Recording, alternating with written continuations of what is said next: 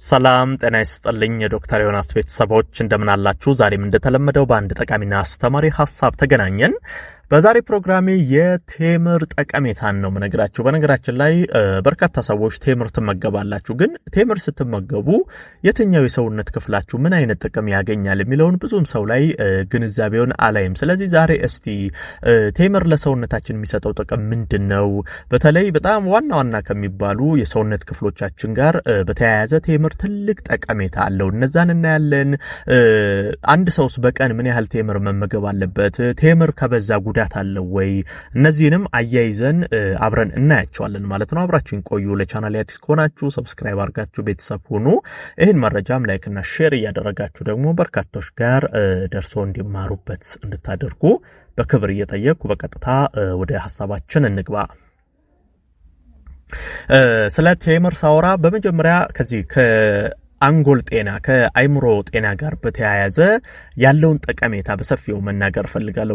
በተለይ ቴምር ለአንጎል ጤና እጅግ በጣም አስፈላጊ ነው። ምክንያቱም የዚህ የአንቲፍላማቶሪ በዚህ በቴምር ውስጥ እናገኛለን። ይሄ በቴምር ውስጥ የምናገኘው አንቲፍላማቶሪ በተለይ የሚሰጣቸው ከዚህ ከማስታወስ አቅም ጋር ተያይዞ በተለይ ለተማሪዎች በስራ ህይወትም ሊሆን ይችላል ይሄ የማስታወስ ችሎታችሁ በጣም እንዲጨምር ያደርጋል። ብዙ ጊዜ እኔ እንደውም እናገራለሁ ታዳጊዎችን ቴምር ወላጆች በደንብ መግቧቸው። ምክንያቱም በተለይ ለተማሪዎች ይሄ ታዳጊ እድሜ ላይ ላሉ ልጆች ለአንጎላቸው የማሰብ የማስታወስ የማገናዘብ አቅማቸው በጣም እንዲጨምር ያደርጋል። ይሄ ትምህርት ላይ የሚማሩትን ትምህርት እንዲይዙ ነገሮች ላይ ያላቸው ይሄ ተቀባይነት በጣም ከፍ እንዲል ያደርጋል። ቴምር የማስታወስ ችሎታን በከፍተኛ ሁኔታ ይጨምራል። ይሄ በነገራችን ላይ ለአዋቂዎችም ይረዳል። አዋቂዎች በተለይ አንደኛ ነገር የመርሳት ችግር ላለባቸው ሰዎች ያንን ችግር እንዲያሻሽሉ ያደርጋል። ሲጀመርም ደግሞ ይሄ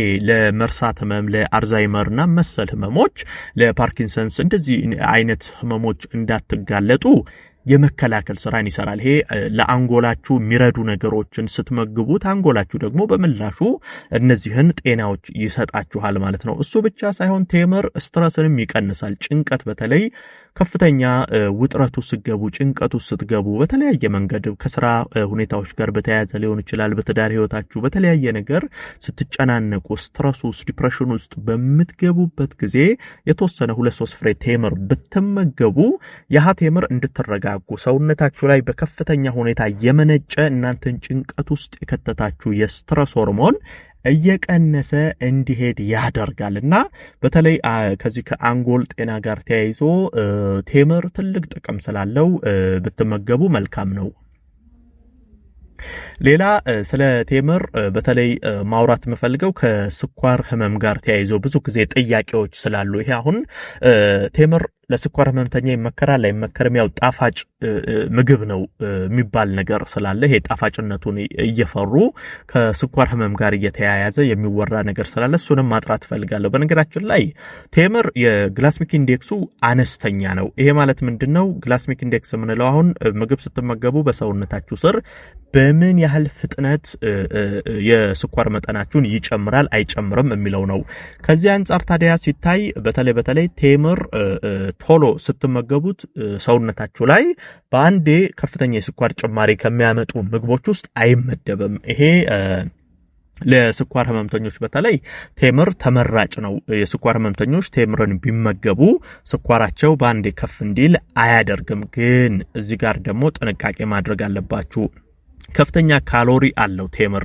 ይሄ ማለት የስኳር ህመምተኞች በቀን ከ3 ፍሬ በላይ ቴምር ባትመገቡ መልካም ነው። በልኩ 2-3 ፍሬ ብትመገቡ ግላይሴሚክ ኢንዴክሱ ወይንም ይሄ ሰውነት ውስጥ ገብቶ ወደ ስኳርነት ተቀይሮ የስኳር መጠናችሁን ከፍ የሚያደርግበት መጠን ዝቅተኛ ነው።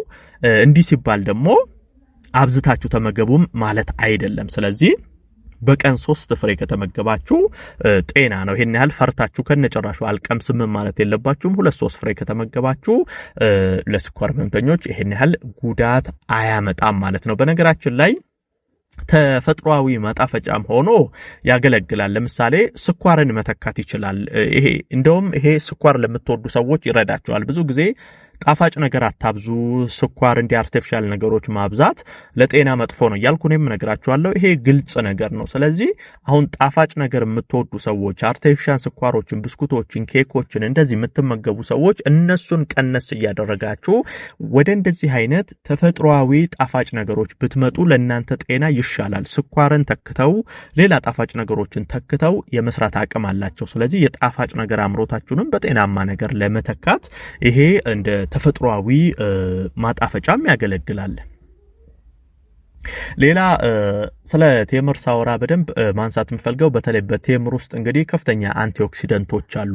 እነዚህ በተለይ በቴምር ውስጥ የምናገኛቸው የአንቲኦክሲደንት አይነት 3 የአንቲኦክሲደንት አይነቶች አሉት። 3ቱም የሚሰጠን በጣም ከፍተኛ ጠቀሜታ አለ። የመጀመሪያው ፍላፍኖይድ የምንለው የዚህ የአንቲኦክሲደንት አይነት በዚህ በቴምር ውስጥ እናገኛለን። ይሄ ፍላፍኖይድ በተለይ ከስኳር ህመም ጋር፣ ከካንሰር ጋር፣ ከአልዛይመር ጋር ተያይዞ ትልቅ ስራ ይሰራል። እነዚህን ይከላከላል። እስከ ካንሰርን እስከ መከላከል አቅም አለው። ቅድም ያልኳችሁ አልዛይመር የመርሳት ችግርን ይከላከላል።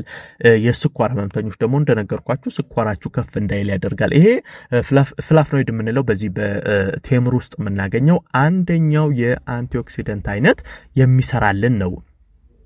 ሌላኛው ካሮቲኖይድ የምንለው ደግሞ የአንቲኦክሲደንት አይነት አለ። እሱ ደግሞ ከምን ጋር ይገናኛል? በተለይ ከልብ ጤና ጋር ይገናኛል፣ ከአይን ጤና ጋር ይገናኛል። አሁን ቴምር ስትመገቡ አይናችሁ ጤናማ እንዲሆን፣ የአይናችሁ መስሎች ጤናማ እንዲሆኑ ያደርጋል። የደም ዝውውርን በማቀላጠፍ በማሻሻል ልብ ላይ የሚደርሰውን ጫና በመቀነስ ደግሞ ለልባችሁ ጤና እጅግ በጣም ከፍተኛ አስተዋጽኦ ያደርጋል።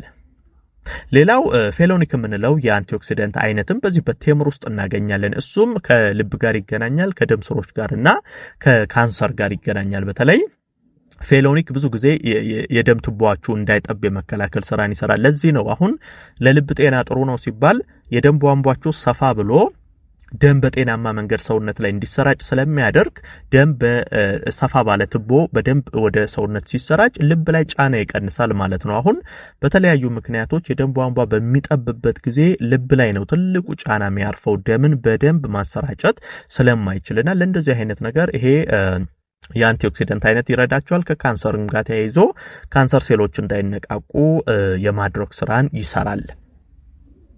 ሌላ ስለ ቴምር መናገር የምፈልገው በቴምር ውስጥ ስላለው ፋይበር ነው። በነገራችን ላይ በተለይ ቴምር ውስጥ የምናገኘው ፋይበር የሆድ ድርቀትን የመከላከል አቅሙ በጣም ከፍተኛ ነው። የሆድ ድርቀት ያለባችሁ ሰዎች ቴምር ተመገቡ። ቴምር በአንጀታችን ውስጥ ስላሉ ጤናማ ባክቴሪያዎች እንደ ምግብነት ያገለግላል። ይሄ የሆድ ድርቀትን በመከላከል ሆድን በማለስለስ በጣም ትልቅ ጠቀሜታ አለውና ከዚህ ጉዳይም ጋር ቴምርን መጠቀም ትችላላችሁ።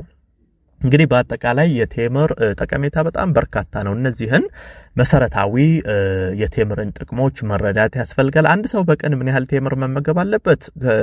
ከ3 እስከ 6 በቂ ነው። አንድ ሰው ቅድም እንዳልኳቸው የስኳር ህመም እንደዚህ ያለባችሁ ሰዎች 2-3 ፍሬ በቀን ብትመገቡ መልካም ነው። ሌሎች ሰዎች ደግሞ ቢበዛ ከ5 እስከ 6 ፍሬ ብትመገቡ መልካም ነው። ቴምርም ብዙም ከ6 ፍሬ በላይ መመገብ የለባችሁም። እስከ 5 እስከ 6 ፍሬ ቴምር በቀን ብትመገቡ ከላይ ያየናቸውን ዘርፈ ብዙ የጤና ጥቅሞች ማግኘት ትችላላችሁ ማለት ነው። ይህን መረጃ ላይክ ሼር አድርጋችሁ ለሌሎችም አጋሩ። ለቤት አዲስ ሆናችሁም ቻናሌን ሰብስክራይብ አድርጋችሁ ቤተሰብ ሁኑ። የዛሬን በዚሁ አበቃው።